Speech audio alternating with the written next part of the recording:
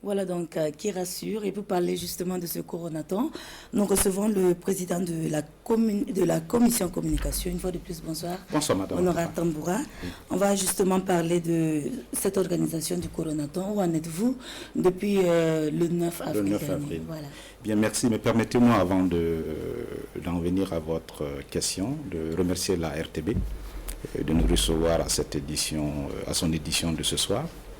Et vous me permettrez également d'apprécier, de louer le courage et l'engagement du personnel de santé et de toutes les personnes qui sont engagées dans cette lutte contre cette maladie à coronavirus. Et toute notre empathie aux malades et aux personnes en attente de leurs résultats. Et naturellement, toute notre compassion aux familles qui ont été endeuillées. D'accord. Alors, pour parler de cette initiative de collecte de fonds sur l'ensemble du territoire au profit de l'effort national, que vous avez d'ailleurs dans vos différents reportages rappelés, et s'inscrit simplement dans une logique tout à fait patriotique et tout à fait légale.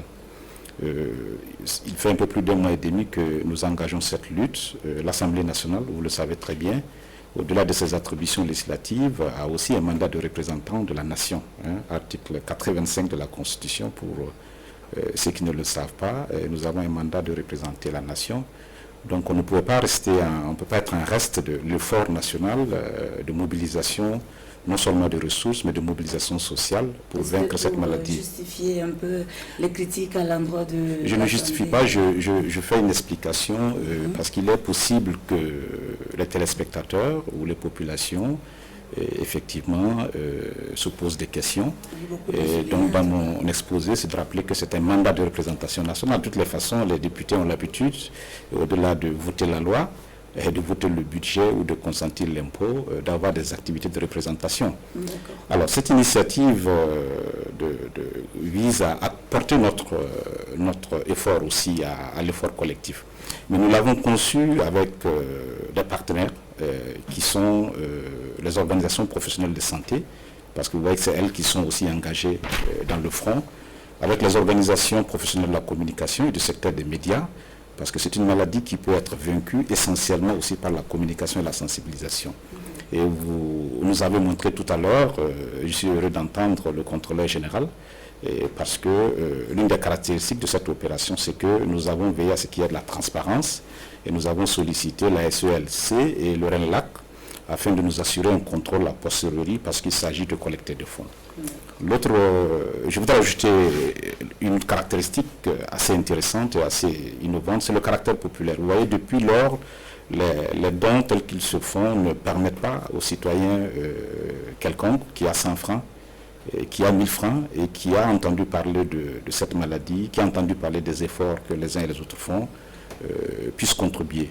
Et donc je pense que ça a été conçu aussi de cette façon afin que sur l'ensemble du territoire, même avec 100 francs, vous pouvez contribuer. Et ça, c'est une des caractéristiques de cette opération et nous en sommes fiers. Alors, on va parler également du lancement officiel qui est prévu pour ce 18 avril, après-demain.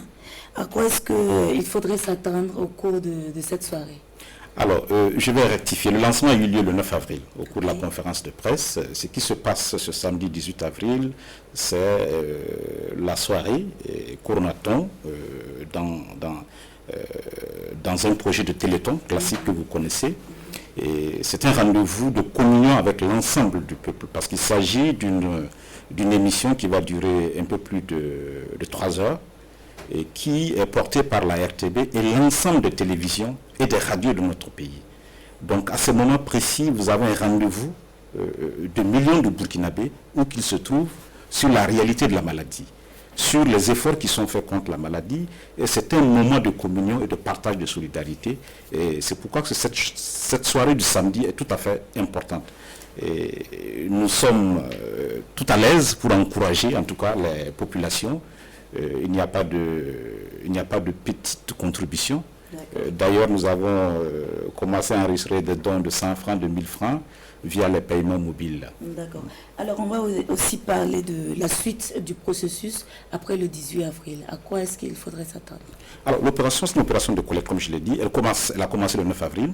Le samedi 18, nous avons un pic qui va communier avec l'ensemble du peuple. Donc, nous allons faire un travail de sensibilisation et de communication. Et l'opération va s'arrêter le 14 mai. Donc, elle va durer un mois. Pendant ce temps, les Burkinabés, de l'intérieur comme de l'extérieur, pourront contribuer via les paiements mobiles parce que c'est facile, mais aussi en se présentant à un certain nombre d'établissements bancaires avec qui nous avons convenu que le Burkinabé pourra aussi déposer sa contribution à leur niveau. D'accord.